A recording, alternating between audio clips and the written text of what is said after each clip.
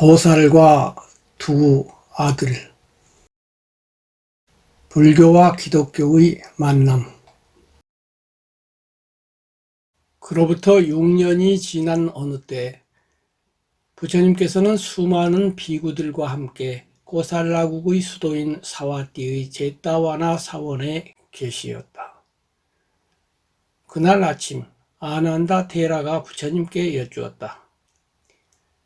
세존이시여, 오늘은 누구에게로 가서 공양을 받으시겠사옵니까? 부처님께서 대답하셨다.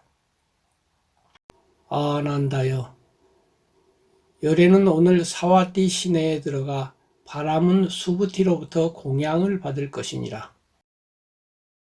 그리고 아난다여, 너는 열애를 가까이에서 친절하게 돕는 좋은 벗으로서 열애가 내일부터 6달 동안 빙기사를 만나기 위해 아사카국의 수도인 항구 도시 숫바라카로 갈 예정이라는 것을 알아둠이 마땅하니 열애는 그 기간에 도착하는 곳마다 가장 알맞은 중생들로부터 공양을 받을 것이니라.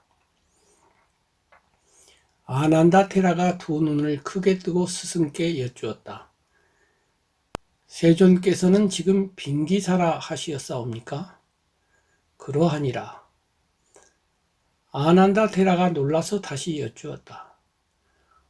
혹 세존께서 언급하시는 빙기사가 바띠아 테라와의 악연으로 비구들 사이에 널리 알려져 있는 음유시인 빙기사는 아니겠죠. 바로 그 빙기사이니라. 그렇지만 세존이시여, 그는 바띠아 테라가 사키야국의 왕이었던 시절 그의 아내 아유타를 유혹하여 간음하는 죄를 저질렀나이다. 그리하여 국법에 의해 자신은 한쪽 눈이 찔리우고 아유타는 두 귀에 동물이 부어지는 형벌을 받았나이다. 그 후 아유타는 그 벌을 자신의 행위에 따른 응당한 업보로 받아들여 불법에 귀의하였거니와 빙기사는 자신의 잘못을 변명, 호도하는 마음으로 외도에 들어가 전쟁을 일으킨 결과 그가 원인이 되어 죽은 이가 수만 명에 이르렀나이다. 이로써 볼진대 그는 다음 생에 가장 고통스러운 과보를 받음이 마땅하거늘 어찌하여 인간과 하늘 세계의 스승이신 세존께서 그 비루한 중생을 만나기 위해 6달이나 걸리는 먼 여행길을 떠나시겠다는 것이옵니까? 부처님께서 아난다 테라를 제지하며 말씀하셨다. 그만두어라, 그만두어라. 내가 어찌 열애가 그를 찾아가는 깊은 의미를 알겠느냐? 아난다여, 너의 지혜가 이 제따숲의 나뭇잎 한 장과 같다면 열애의 지혜는 이 숲의 모든 나뭇잎의 수와 같으니 지금 이 시점에서는 열애가 그에 대해 말한다고 해도 너는 끝내 열애가 빙기사를 만나러 가는 의미를 다 알지 못할 것이요. 또한 지금은 그에 대해 말할 때가 아니니라. 그러나 열애는 너에게 이것만은 말해두노라. 아난다여, 세상에서 가장 미묘한 것은 마음이니 마음은 미묘하기 그지없어 수행의 경지가 높은 아라한조차도 그 깊은 데까지 다 헤아려 알 수 없고 오직 위 없는 바른 깨달음을 성취한 붓다의 지혜로서만이 그 모든 것을 낱낱이 다 비추어 볼 수 있느니라.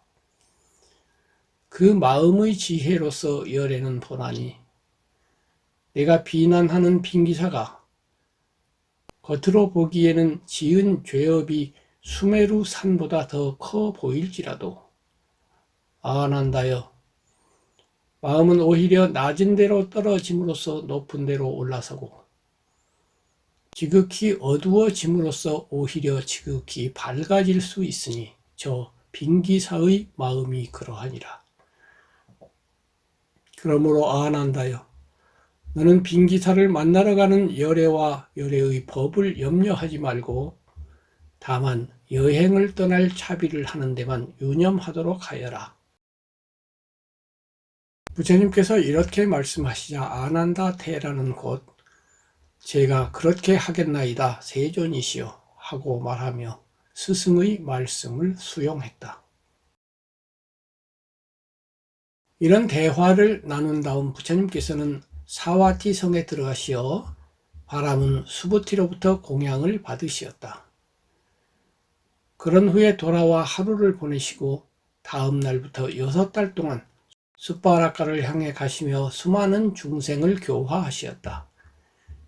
그런 끝에 마침내 숫바라카가 가까운 지역에 이르셨는데 그곳에는 작은 차일이 하나 설치되어 있었고 차일 옆에는 숫바라카의 시장이 원로 12명 및 500명의 시민들과 함께 부처님을 기다리며 서 있었다. 숫바라카는 두 지역으로 나뉘어 있는 도시로서 앞 지역에는 부유한 이들이 살고 뒷 지역에는 가난한 이들이 살고 있었다. 앞 지역 사람들은 뒷 지역에 대해 언급하기조차 꺼릴 정도로 뒷 지역 사람들을 경멸해온 오랜 역사를 지니고 있었다. 그러다가 빙기사와 그에 앞서 노력을 한 아유타의 공덕에 힘입어 두 지역 사람들은 마침내 화해를 이루었다. 그런 끝에 앞 지역 사람들의 힘으로 뒷 지역이 새로이 건설되고 있었는데 부처님께서는 이런 내역을 잘 알고 계시었다.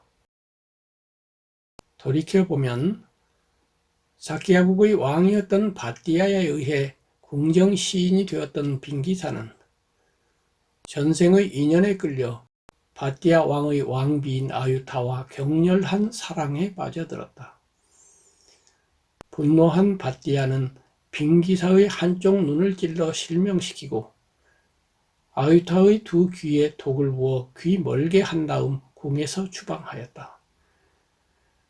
그러고 나서 그는 출가하여 비구가 되었고 마침내 모든 원한과 슬픔으로부터 벗어나는 최고의 경지인 아라한과를 성취한 성자가 되었다. 한편 궁에서 쫓겨난 빙기사와 아유타는 각기 다른 길을 걸었다.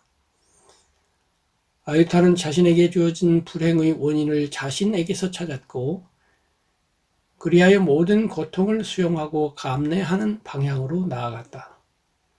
그녀는 위대한 비군이 우빨라 완나를 찾아가 수행한 끝에 깨달음의 세 번째 단계인 아나함과를 성취하였는데 그와 동시에 잃었던 청력을 회복했다. 그때 이후 아유타는 중생의 아픔에 귀 기울이는 삶을 살았다. 이 마을 저 마을을 돌아다니며 그녀는 자애와 연민을 다하는 삶을 이어갔고 그런 끝에 마지막으로 숫바라카 도시의 뒷지역에 이르렀다. 그 지역에서 그녀는 모든 이들의 누이이자 아내이자 어머니로서의 삶을 살다가 죽었다. 한편 빙기사는 밖으로 길로 나아갔다. 그는 자신에게 닥친 불행의 원인을 자신에게서가 아니라 타자에게서 찾았던 것이다. 음유 시인의 길, 예술의 길에서 절망을 느낀 그는 어렸을 때 믿었던 종교인 후루와교로 돌아갔다. 거기에서 그는 절대신 후루와에게 맹목적으로 충성을 바치는 종교 전사가 되었다.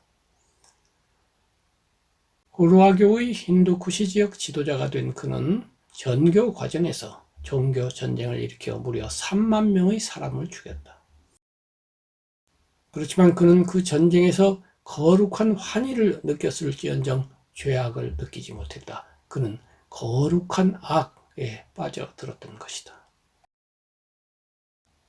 그리고 마침내 참회의 때가 왔다. 그 참회는 아유타가 자신을 떠나면서 남긴 마지막 말을 이미여 제발 자신으로 돌아가십시오라는 말을 기억해냄으로부터 시작되었다. 그는 깊은 사색에 빠져들어 자신의 삶을 재점검하기 시작했고 마침내 자신이 삿된 길에 들어서 있음을 깨달았다. 그때부터 빙기사는 아유타를 찾아 잠부디빠 저녁을 떠돌기 시작했다. 그 과정에서 그의 수행은 나날이 깊어졌고, 그리하여 그가 숫바라카의 앞지역에 도착했을 때 그는 고상한 정신과 영적인 기운이 충만한 사람으로 변해 있었다. 그는 거기에서 사람들을 교화함으로써 큰 존경을 받았다. 그러던 어느 때 그는 아유타가 도시의 뒷지역에 있다는 것을 알게 되었다. 그는 아무에게도 알리지 않고 도시의 뒷지역으로 갔지만 아유타는 이미 죽고 없었다. 빙기사는 그때부터 그곳에 머물며 아유타가 사람들에게 하던 일, 남의 아픔에 마음을 기울이며 그들을 위로하는 삶을 살기 시작했다. 빙기사의 삶은 얼마 지나지 않아 도시의 앞지역 사람들에게 알려졌다. 그들은 대표자를 빙기사에게 보냈고 빙기사와 아유타의 삶으로부터 큰 감동을 받았다. 그 감동으로부터 화해가 이루어졌다. 마침내 앞지역 사람들과 뒷지역 사람들이 함께하는 회의가 열렸다. 그 회의에서 뒷지역을 위한 재개발 사업이 확정되었다. 부처님께서는 숫바라카 앞지역 사람들이 마련해둔 차일 안에 드시어 깨끗한 물로 얼굴과 손발을 씻은 다음 당신의 수제자 중 한 사람인 사리푸타와 사리푸타의 지도를 받아 아라한을 성취한 바띠아 등 동행한 많은 비구들과 함께 공양을 받으시었다. 잠시 후 부처님께서 차일 안에 준비된 법좌에 좌정하시자 시장을 비롯한 숫바라카 시민들은 거룩한 스승께 큰 절을 올려 예를 표했다. 절을 올리기는 했지만 그들이 불교 신자인 것은 아니었다. 그렇기는 해도 이 고귀한 스승에 대한 갖가지 소식을 들은 바는 있었던 데다가 실제로 접한 부처님의 고귀한 풍모가 그들의 예상을 훨씬 능가했기 때문에 그들은 부처님과 불법에 대한 큰 신심을 일으켰다. 그러나 부처님께서는 그들이 일으킨 신심이 충분하다고 생각하시지 않았다. 특히 그들이 잠시 후에 목격하게 될 희유한 대인연사를 원만히 성취하기 위해서는 그들에게 더 높은 차원의 신심이 필요하다고 부처님은 판단하셨다. 이에 부처님께서는 아라한 성자에게는 없고 무상 정등각자에게만 있는 대신통을 발휘하기 위해 선정해 두시었다. 잠시 후 선정에서 나오신 부처님께서 둥근 수인을 지으셨다. 그러자 순식간에 차일 안의 작은 공간 안에 아래로 지옥으로부터 위로는 비상처천까지 욕계, 색계, 무색계 등 3계가 모두 수용되었다. 부처님께서 다시 둥근 수인을 지으셨다. 그러자 이번에는 차일 안에 수용된 3계 밖의 또 다른 무수한 세계, 삼천대천 세계가 차일 안에 모두 수용되었다. 그렇다고 해서 차일 안의 공간이 커진 것은 아니었다. 그 공간은 처음 그대로의 크기로 머물러 변함이 없었다. 또 차일 밖의 세계가 사라져 차일 안으로 수용된 것도 아니었다. 그 세계 또한 처음 그대로 머물러 변함이 없었다. 다만 차일 안의 세계와 차일 밖의 세계는 아니 곧 바뀌고 바뀌 곧 아닌, 이것이 저것과 저것이 이것과 중중무진으로 중첩되었을 뿐이었다. 소세계라 불리는 첫 번째 3계가 수용되었다. 소세계 1000개가 합쳐진 소천세계가 수용되었다. 소천세계 1000개가 합쳐진 중천세계가 수용되었다. 중천세계 1000개가 합쳐진 대천세계가 수용되었다. 대천세계 3000개, 삼천대천세계가 수용되었다. 소세계가 한 가지 빛으로 가득 찼다. 소천세계가 1000가지 빛으로 가득 찼다. 중천세계가 100만 가지 빛으로 가득 찼다. 대천세계가 10억 가지 빛으로 가득 찼다. 삼천대천세계가 3조 가지 빛으로 가득 찼다. 소세계의 안과 밖이 중중무진으로 중첩되었다. 소천세계의 안과 밖이 중중무진으로 중첩되었다. 중천세계의 안과 밖이 중중무진으로 중첩되었다. 대천세계의 안과 밖이 중중무진으로 중첩되었다. 삼천대천세계의 안과 밖이 중중무진으로 중첩되었다. 소세계의 안과 밖의 빛이 중중무진으로 중첩되었다. 소천세계의 안과 밖의 빛이 중중무진으로 중첩되었다. 중천세계의 안과 밖의 빛이 중중무진으로 중첩되었다. 대천세계의 안과 밖의 빛이 중중무진으로 중첩되었다. 삼천대천세계의 안과 밖의 빛이 중중무진으로 중첩되었다. 잠시 후 부처님께서 다시 한 번 더 둥근 수인을 짓자 천막 안에 무량대수의 천신, 천인들이 두 손을 공손히 모으고 부처님을 옹위하고 있는 모습이 나타났다. 무량대수의 천신, 천인들은 입을 모아 부처님께 경의를 표하는 개송과 삼보에 귀의하는 개송을 외웠다. 세상에서 가장 존귀하고 가장 가치 있으며 스스로 바른 깨달음을 성취하신 분께 귀의합니다. 세상에서 가장 존귀하고 가장 가치 있으며 스스로 바른 깨달음을 성취하신 분께 귀의합니다. 세상에서 가장 존귀하고 가장 가치 있으며 스스로 바른 깨달음을 성취하신 분께 귀의합니다. 부처님께 귀의합니다. 가르침에 귀의합니다. 스님들께 귀의합니다. 두 번째로 부처님께 귀의합니다. 두 번째로 가르침에 귀의합니다. 두 번째로 스님들께 귀의합니다.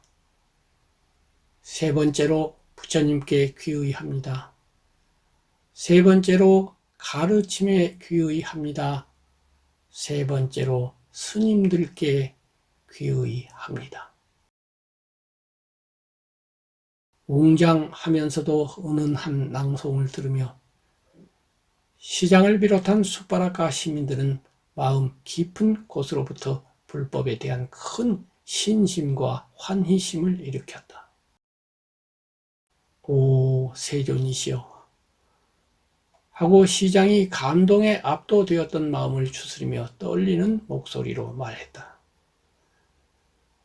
세존께서 머나먼 이곳까지 몸소 왕림하시고 저희를 위해 대신통을 보여주시니 저희는 감격할 따름이옵니다. 부처님께서는 잠잠히 그의 말을 수용하셨다. 그러고 나서 부처님께서는 다시 두 손을 앞으로 모아 둥근 수인을 지으셨다. 그러자 차일 안에 수용되었던 삼천대천세계는 처음 그대로의 모습으로 되돌아갔고 그와 함께 아득하고 신비롭던 분위기 또한 평상의 상태로 바뀌었다. 시장과 모든 시민들은 부처님 앞에 앉아 부처님께서 베풀어 주실 설법을 기다렸다.